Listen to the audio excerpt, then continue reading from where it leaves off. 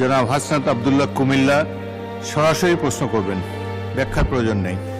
আসসালামু আলাইকুম। যেহেতু শিক্ষা নিয়ে কথা হচ্ছে, আমাদের বর্তমানে মাননীয় স্পিকার, আমরা যদি বর্তমান শিক্ষা ব্যবস্থা দেখি, আমাদের এন্ট্রান্স ইনস্টিটিউশনগুলোতে বিশেষ করে প্রাথমিক শিক্ষায় আমরা দেখছি যে ভর্তি প্রক্রিয়াতে আমাদের এখন দুইটা পদ্ধতি প্রচলিত ছিল। এডমিশন বাই মেরিট আগে প্রচলিত ছিল, এখন সেটা কনভার্ট হয়েছে এডমিশন বাই লটারির মাধ্যমে এখানে বাচ্চাদেরকে ভর্তি করা হয়। ফলত যেটা হয়েছে, ফিডার ইনস্টিটিউশনগুলোর শিক্ষার মান অনেক কমে গিয়েছে, যার ফলে টার্সিয়ারি এডুকেশনে আমরা কোয়ালিটি সম্পন্ন ছাত্র আমরা বিশ্ববিদ্যালয়গুলোতে আমরা পাঠাতে পারি না। এখন মাননীয় মন্ত্রী মহোদয়ের কাছে আমার প্রশ্ন থাকবে, এই যে প্রাইমারি স্কুলে বাচ্চাদেরকে ভর্তি করানোর ক্ষেত্রে আমরা কি ভর্তি প্রক্রিয়াটা আমরা পরিবর্তন করব কিনা, নাকি এই যে এডমিশন বাই লটারির মাধ্যমে আমরা নিব এবং মেরিটকে আমরা সবসময় দমায় রাখবো, নাম্বার 1।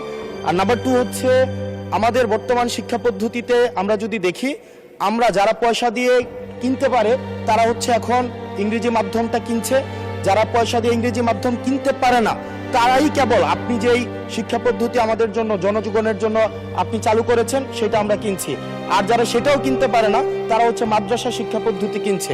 আপনার কাছে প্রশ্ন যে আমাদের বর্তমানে একটা দেশে এই তিনটা শিক্ষা পদ্ধতি যেটা অর্থনৈতিক অবস্থার উপরে নির্ভর করে চলে, এই তিনটা শিক্ষা পদ্ধতি জিয়ে রেখে আপনার কি মনে হয় যে আপনি একটা ইনক্লুসিভ শিক্ষা পদ্ধতি নিয়ে আমাদের দেশটাকে আগায় নিতে পারবেন? ধন্যবাদ।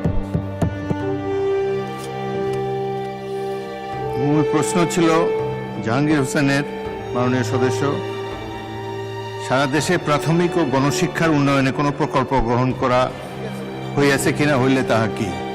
এখন তো ইন জেনারেল আমরা ডিসকাশনে চলে গিয়েছি, তবুও মাননীয় মন্ত্রী আপনি ইচ্ছা করলে উত্তর দিতে পারেন। ধন্যবাদ মাননীয় স্পিকার, ধন্যবাদ মাননীয় সংসদ সদস্যকে। যদিও তিনি ব্যাপকভাবে প্রশ্ন করেছেন, আমরা আশা করি এই মহান সংসদে এই বিষয়গুলি আলোচনা হওয়ার প্রয়োজন রয়েছে এবং তিনি করছেন। মূলত আমাদের দেশের শিক্ষা ব্যবস্থার জন্য রুরাল অ্যান্ড আরবান দুইটি সেকশন রয়েছে।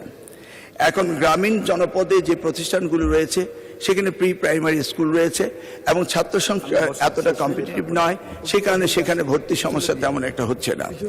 ঢাকা শহরগুলোতে আমাদের এই প্রাথমিক স্তরে ভর্তির একটি সমস্যা রয়েছে। এই জটিলতা নিরসনের জন্য বিগত সরকার লটারি সিস্টেম করেছিল, যেটা আদৌ আমার মনে হয় না যুক্তিসঙ্গত।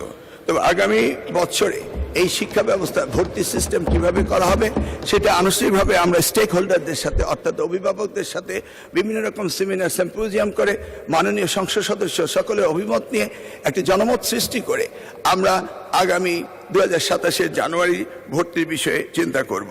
তিনি আরেকটি বিষয় উপস্থাপন করেছেন, আমাদের 3 ডাইমেনশনাল যে শিক্ষা ব্যবস্থা রয়েছে সেটাকে সমন্বিত করা। ধর্মীয় অনুভূতিতে ইবতেদায়ী রয়েছে, মাদ্রাসার মধ্যে রয়েছে, কওমিতে রয়েছে, ইংলিশ মিডিয়াম রয়েছে, বাংলা মিডিয়াম রয়েছে, সবগুলিকে সমন্বিত করা একটি জটিল ব্যাপার রয়েছে। তবু আমরা ইতিমধ্যে কমিটি করেছি, ইংলিশ মিডিয়াম স্কুলগুলোকে সরকারের আওতায় এনে তাদেরকে কিভাবে আমাদের যুগোপযোগী শিক্ষা ব্যবস্থা বাংলাদেশের দেশের নিয়ম কানুন মেনে করা যায় সেই বিষয়ে আমরা কাজ করছি। ইতিমধ্যে আমরা কমিটি গঠন করে তাদের সাথে যোগাযোগ করছি। দ্বিতীয়টি হলো ইবতেদায়ী শিক্ষা ব্যবস্থা, সেটাকেও আমরা ইতিমধ্যেই সেই বিষয়ে ব্যাপক কাজ শুরু করেছি। আর কওমি শিক্ষা ব্যবস্থাকে কিভাবে অন্তর্ভুক্ত করা যায়, কারণ একটি দেশে বিভিন্ন শিক্ষা ব্যবস্থা না থেকে কিভাবে শিক্ষা ব্যবস্থা সমন্বিত করা যায় সেই ব্যাপারে সরকারের পক্ষ থেকে প্রচেষ্টা এবং উদ্যোগ আমরা নিচ্ছি। ইনশাআল্লাহ আগামী দিনগুলোতে পর্যায়ক্রমে আপনারা দেখতে পাবেন। আপনাকে অশেষ ধন্যবাদ।